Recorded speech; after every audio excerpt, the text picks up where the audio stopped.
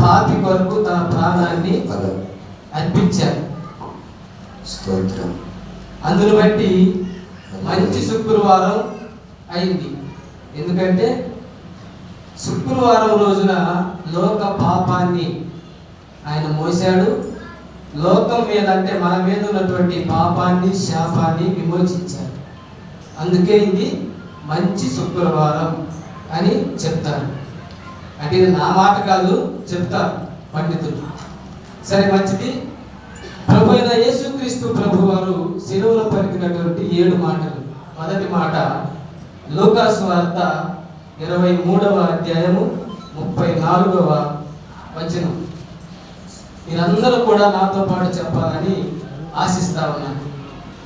తండ్రి, వీరేమి చేయుచున్నారో వీరెరుగరు కనుక వీరిని క్షమించుము.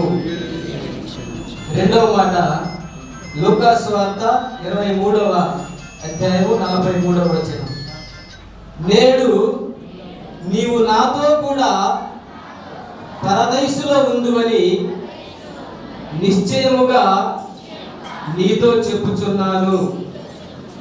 మూడవ మాట, అమ్మా, ఇదిగో నీ కుమారుడు, ఇదిగో నీ తల్లి. నాలుగవ మాట, నా దేవా, నా దేవా, నా దేవా, నా దేవా, నన్నెందుకు చెయ్యి విడిచితివి? ఐదవ మాట, నేను తప్పికొనుచున్నాను. ఆరవ మాట, సమాప్తమైనది. ఏడవ మాట, తండ్రి, నీ చేతికి నా ఆత్మను అప్పగించుకొనుచున్నాను. తండ్రికి ఆత్మను అప్పగిస్తూ చివరిగా పలికినటువంటి 7వ మాట. ఈ 7వ మాట వివరణ అనేది ఆత్మీయ తండ్రి గారు చివరిలో చెప్తారు. ఆ మాటే చెప్పాలని ఆశించాను, కానీ ఆ మాట నాకు గుర్తొచ్చి ఈ మాట నేను ధ్యానం చేయలేదు.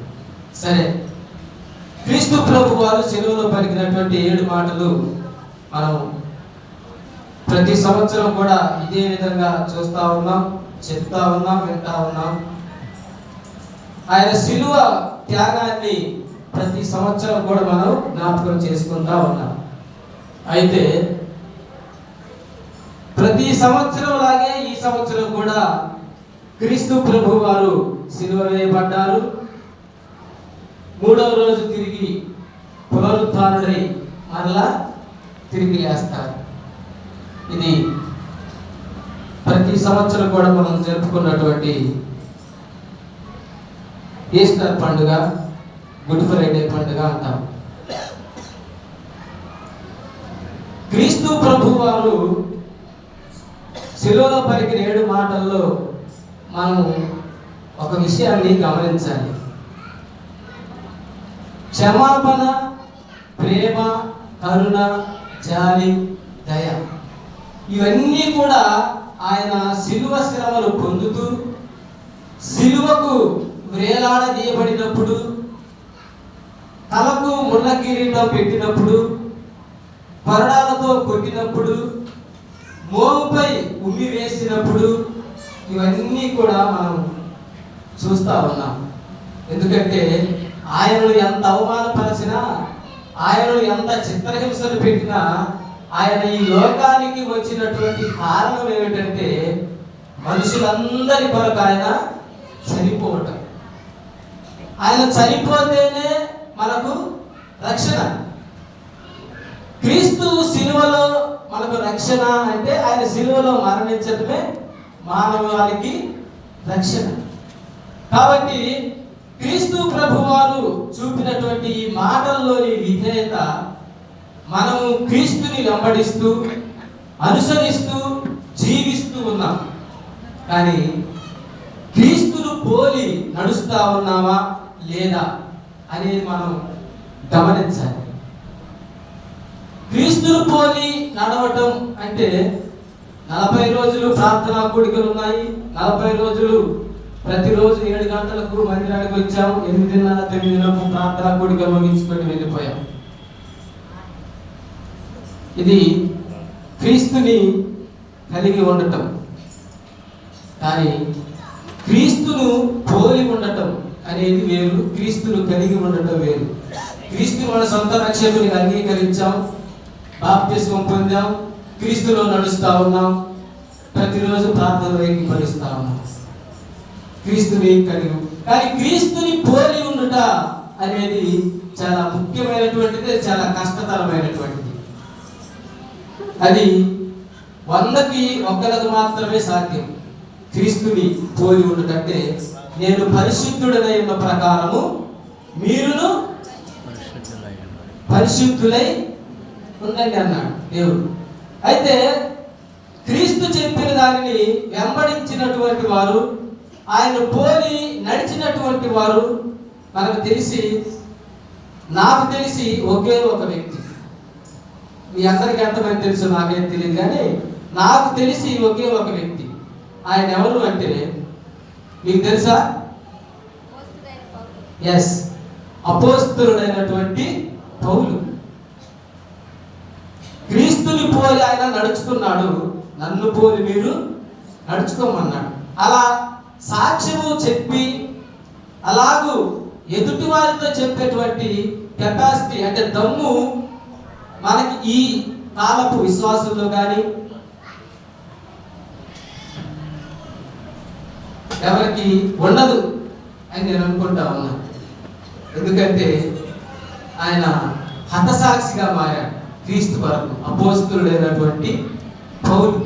అయితే ఇప్పుడు జరుగుతున్నటువంటి ఈ సమాజంలో భక్తి అనేటువంటిది ఎక్కువైపోయిందని నేను అనుకుంటా ఉన్నాను.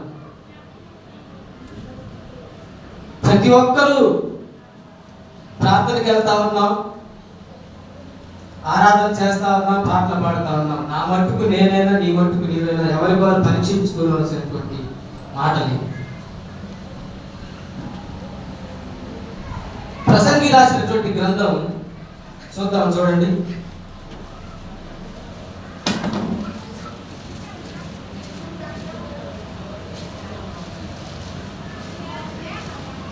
ఐదవ అధ్యాయం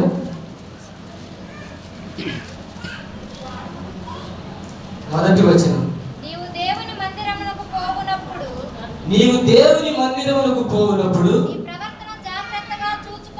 నీ ప్రవర్తన జాగ్రత్తగా చూచుకొనుము.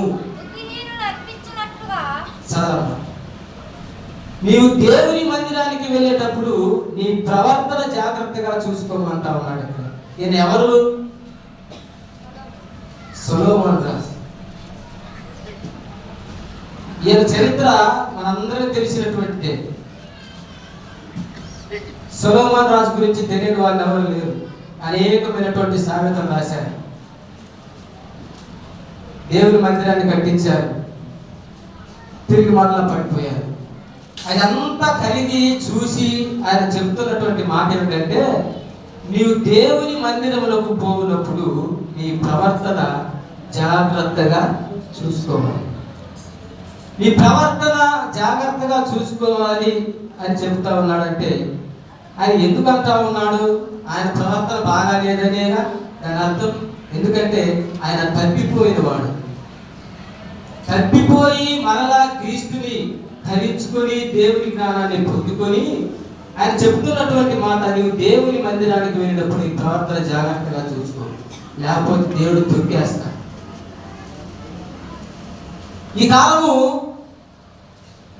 మనందరూ తెలుసుకోవలసినటువంటి ఈ కాలంలో